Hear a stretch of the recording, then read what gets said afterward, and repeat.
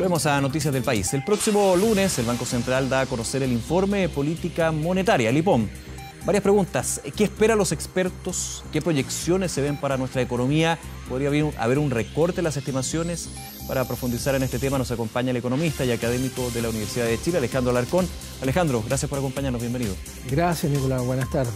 A ver, día lunes y es el primer IPOM del año. Y ya de alguna manera hemos tenido algunos aprontes desde la mirada del Banco Central, las últimas reuniones de política monetaria, también desde el Ministerio de Hacienda. Y lo que está claro, y quizás lo más probable, porque ahí ya depende del Banco Central, es que habría un ajuste en las proyecciones, ¿no?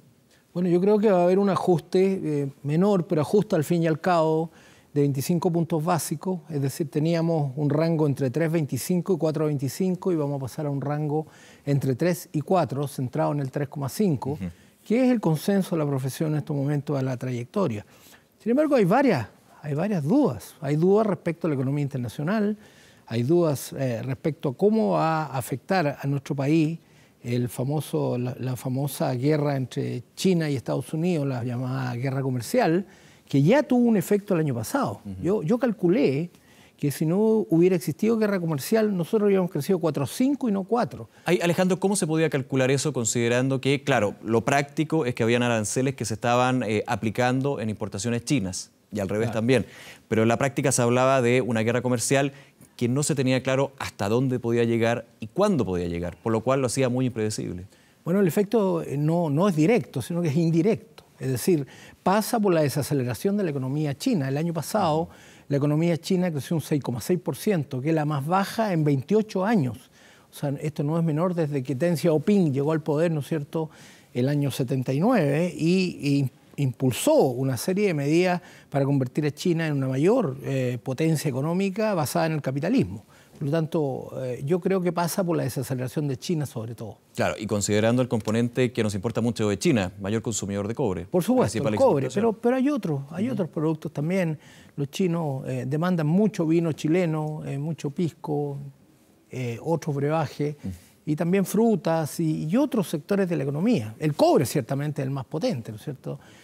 China demanda una cantidad impresionante de cobre y tiene que ver también con el nivel de actividad que hay en China. Si hay menos nivel de actividad en China, va a haber menos demanda de cobre. Ahora, Alejandro, los acercamientos entre China y Estados Unidos, que no se concretan. Se ha aplazado, de hecho, esto de los nuevos aranceles que podría aplicar Estados Unidos al gigante asiático. ¿Puede de alguna manera ayudar a que el ajuste en la proyección o la mirada para este año sea algo más favorable? Por supuesto, pero hasta el día de hoy, en el momento que estamos hablando nosotros, hay incertidumbre. Sigue igual. Sigue, no sé si igual, pero esta semana, por ejemplo, el jueves, estarán dos importantes mensajeros de Trump en Beijing, ¿no es cierto? Dos seniors, son seniors, parte del equipo económico de la Casa Blanca y seguirán negociando. Lo que pasa es que la negociación se ha ido complejizando. Ya no es solo el tema comercial, ya no solo los aranceles. Estados Unidos tiene la firme intención de poner en el acuerdo el famoso asunto del robo de la tecnología, ¿no es cierto? Huawei, el caso Huawei. Pero hay otras situaciones y también es muy importante lo que pase con las empresas chinas. En China hay 150.000 empresas estatales y lo que quiere Estados Unidos y otras potencias extranjeras es que se les permita ingresar capital y con eso eventualmente las empresas estatales no solo serían del Partido Comunista, para ponerlo muy claro, sino que también se abrirían a otro tipo de capitales, lo que las haría más eficientes. Y Xi Jinping no quiere eso. Él tiene ideas muy parecidas a las que tenía el líder Mao Zedong. Lo que pasa es que ahora está en una nueva etapa, en un mundo capitalista, pero él tiene esa idea y no quiere ceder. Entonces yo vería con bastante escepticismo cuál va a ser el resultado final. Ahora se habla que la cumbre va a ser a finales de abril, cuando el líder chino estaba invitado a un famoso resort en Florida de propiedad del presidente Trump a fines de marzo. Ya marzo no llegó. Volvamos al plano interno y uno de los grandes interrogantes que se ha dado en la economía chilena es el de la inversión. Lo hemos conversado, de hecho, varias veces. El año pasado fue muy positivo en términos de la inversión. Cambia la trayectoria, ya no es contracción, sino que es expansión de la formación de capital... formación bruta. Bruta, de capital fijo. Pero mucho de eso venía de renovación de equipos. Eso como que de alguna manera ensuciaba para bien la cifra. ¿Podríamos tener una inversión que sea positiva también este año o que sea más lenta? podríamos tener, pero yo quiero ser bien preciso en eso, porque lo conversamos contigo acá. La profesión esperaba una cifra entre 6 y 7% de crecimiento en la inversión bruta en capital fijo, que tiene equipos e instalaciones, pero también tiene construcción, ¿no? Y al final resultó menos de 5%. Entonces, un 4,7, si no me equivoco. 4,6. 4,6. Yo fui a mirar las cifras y vi que la mayor explicación está en el último trimestre. Entonces, algo pasó con las expectativas de los empresarios. Y es un punto de mayor atención. Yo creo que con las expectativas de los empresarios no se puede jugar, porque si capturan que hay algún ambiente que no es beneficioso para los negocios, cuando tú inviertes estás tomando riesgo, lo único que sabes son los gastos, no sabes de los ingresos hasta que empiezan a producir resultados en el futuro. Pero yo creo que es un llamado a atención. Y una de las razones que creo yo que los empresarios empezaron a invertir menos en el último trimestre fue que se empezó a alargar la discusión sobre, por ejemplo, la reforma tributaria. Yo creo que la armonización tributaria es clave, lo hemos dicho en otras veces aquí mismo, y es una lección que tiene que aprender no solo el oficialismo.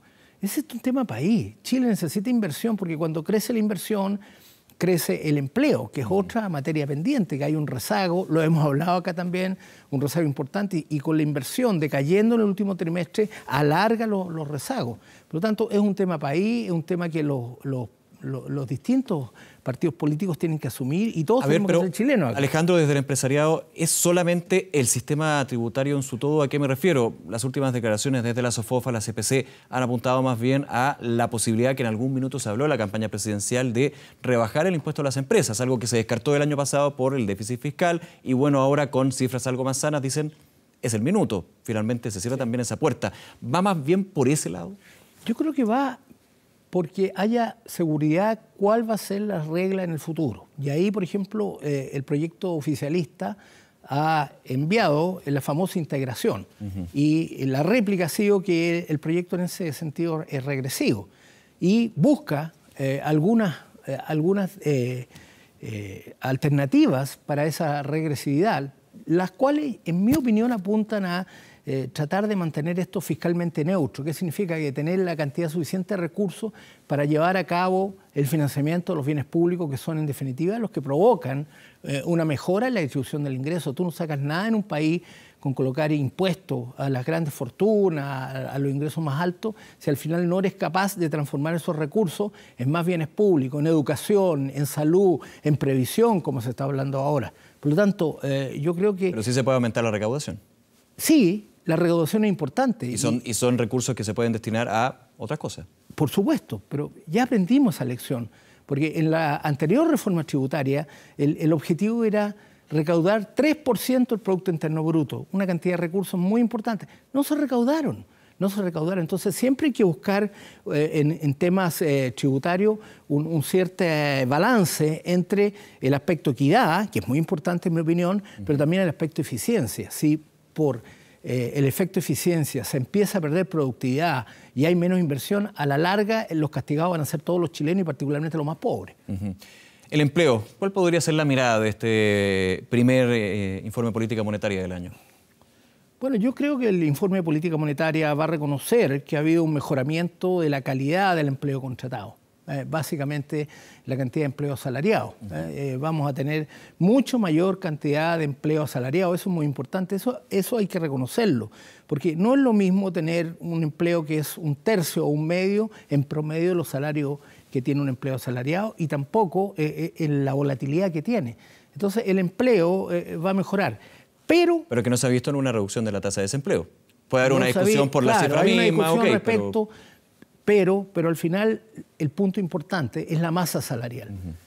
Yo lo que vi en las cifras es que en los años anteriores teníamos una caída en la masa salarial, con eso caía el consumo y era muy difícil sostenerla, porque tú no puedes sostenerla con empleo público, porque al final terminas con un déficit tremendo y no puedes financiarlo. Entonces, la masa salarial... Y menos con una política de austeridad.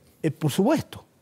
Entonces, la masa salarial es clave para lo que viene y estamos ansiosos de ver el reporte del IPOM este lunes, a partir de este lunes, para ver cómo va la masa salarial y si efectivamente el aumento que ha habido en trabajo de buena calidad se está reflejando en la masa salarial, que es la que impacta el consumo y la que impacta la actividad y es la que impacta el empleo. Ahí obviamente hay varios factores que juegan a favor o en contra de esta alza, reducción de las remuneraciones. ¿Cuáles son los que se han dado hasta ahora y que podrían ser también parte de este balance que hace el Banco Central? Bueno, yo pienso que cuando hay más contratación asalariada, las remuneraciones reales empiezan a subir. Eso sin duda. Pero para eso faltan proyectos de inversión.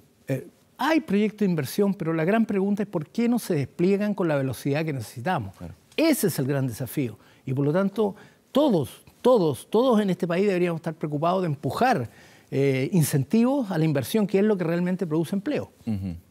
De alguna manera podrían haber señales, todos los informes de política monetaria tienen apartados, separatas que se llaman, donde el Banco Central pone un mírele. De hecho, el último que se dio fue justamente para las estadísticas, para lo que es el tema del Instituto Nacional de Estadística, generó toda una discusión. De hecho, Lina ya dice que está trabajando en mejorar la medición de la tasa de desempleo, por ejemplo. En algún minuto también se habló de la inflación.